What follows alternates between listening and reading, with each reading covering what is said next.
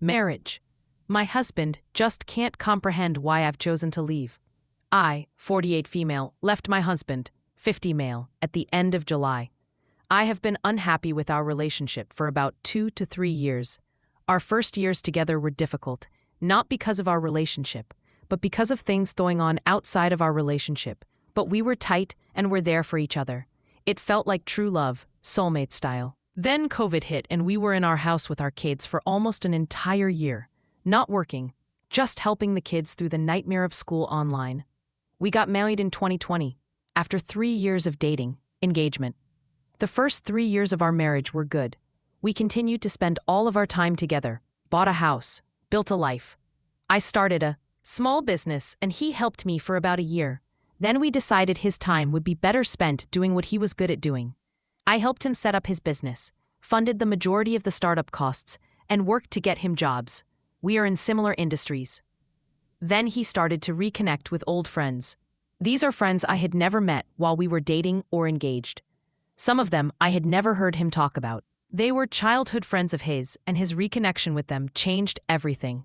First off, the lot of them aren't stellar men. Past drug use, not just the natural type drugs, and relationship issues.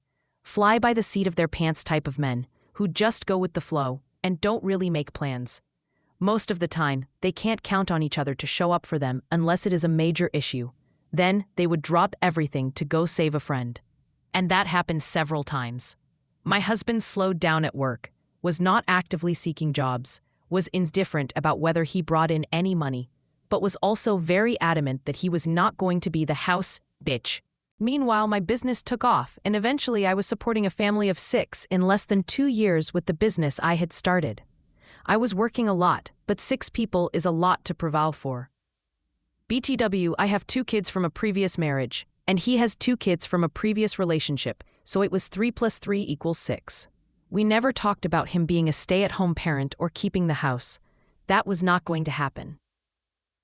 I continued to do all the grocery shopping, cooking, cleaning. He did help some, but stopped because the house never stayed clean. Welcome to life. And providing financial for all of us. I was the family coordinator. I started to grow resentful of him and his children, but recognized this very early and worked on fixing my feelings. I never took out my resentment or frustration on his children, but it was obvious to him that I did not feel the same way for them that I felt for my biological children. When we were dating and for the first 2 years of our marriage, my stepkid's mother had visitation every other weekend during the school year and every other week during the summer. There were a lot of issues there, and eventually, the kids stopped going to her house due to poor living conditions and lack of parenting, even some abuse. So now we had the kids full-time. Date nights stopped, weekend getaways stopped.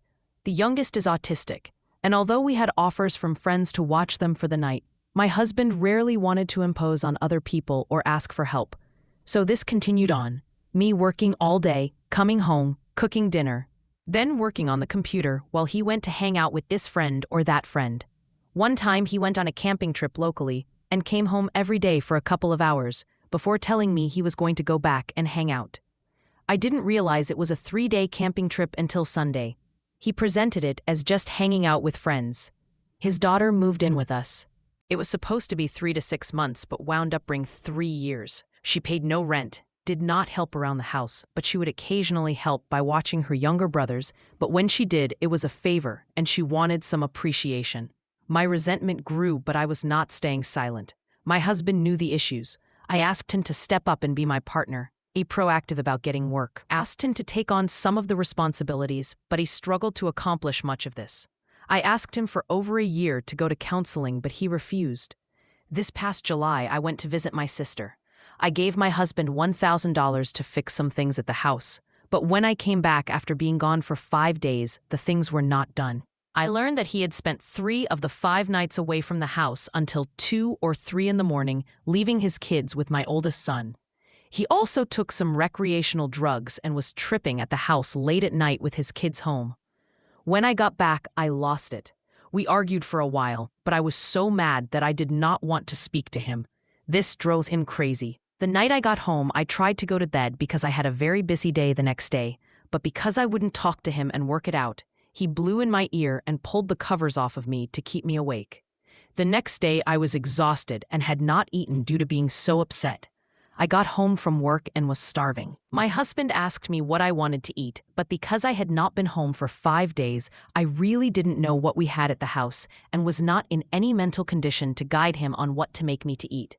My oldest son gave me a sandwich he had left over from a lunch out earlier that day, so I brought it upstairs and sat on the bed with my husband to eat it. My husband grabbed it out of my hands and was mad that I was purposely not letting him be the one to feed me. I grabbed the sandwich back and went to sit in my son's room to eat. After about 5 minutes, my husband followed me and stood at the door to my son's bedroom to talk to me. But it was more like yelling. My son, 22, asked my husband, not his dad, to just let me eat in peace, and we could talk.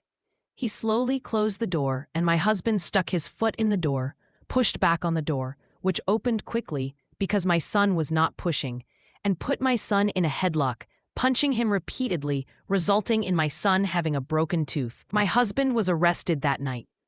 One of his friends bailed him out early the next morning, and although I had asked him to stay away, he came back to the house to shower. I found a house to move into that day and have been gone for about 9 weeks. My husband does not understand why I am staying gone. He wants me to give him a chance. He doesn't realize he had many chances when I was there. But his behavior over the last 3 years or so, then the incident with my son, was the last straw. I had told him I wanted to leave countless times. Since I've been gone, he texts me all day long, then rants because I don't text him back or call him. I've been back to our house 3 different times to get some of my belongings, and each time he tried to trap me in the house and prevent me from leaving. He even jumped in the front seat of my car and would not get out until I got out. Once he got out of the car, I jumped back in, locked the doors, and took off. I spent that 45 minutes listening to him yell at me and beat the dashboard trying to plan a way to get him out of my car. I won't go back to our house without at least one person with me, but he won't allow anyone but me to go over there alone. He's very sad and just doesn't understand why I'm being so heartless and cold to him. I really don't think he understands at all. I've explained it 1,000 times, but it's not sinking in. I know I'll have to get my belongings through a court order, unless I want to risk going over there alone. We own the house together. Everything else is already divided for the most part. No joint bank accounts. I just don't understand why he doesn't understand. Does anyone have experience with this?